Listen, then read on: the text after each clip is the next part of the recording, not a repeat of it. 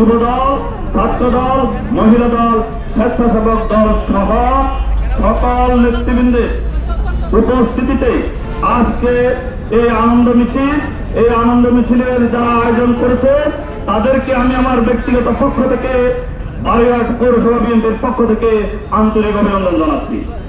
প্রিয় ভাইরা, আজকে আমরা যে আনন্দ মিছিল করেছি এটার কারণ অবশ্যই আপনারা জানেন, এটা আপনাদেরকে ব্যাখ্যা করতে হবে না।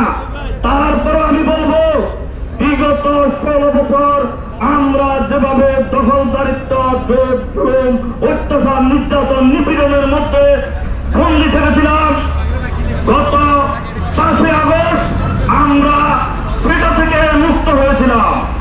আমরা 5 আগস্টে মুক্ত হওয়ার পরে আমরা দেখলাম আবার আমরা একটি চক্রের কাছে নানাভাবে জিম্মি, নানাভাবে বন্দী।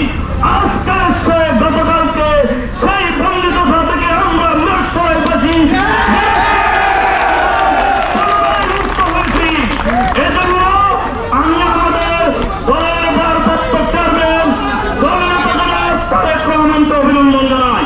আমি অভিনন্দন জানাই আমাদের চট্টগ্রাম বিভাগে দায়িত্বপ্রাপ্ত সমন্বয়ক অ্যাডভোকেট আহমদ আজম খানকে। আমি ধন্যবাদ জানাই আমাদের বিভাগীয় সহ সাংগঠনিক সম্পাদক ব্যারিস্টার মিরহালকে। এক সুরে এক তালে হচ্ছে না তো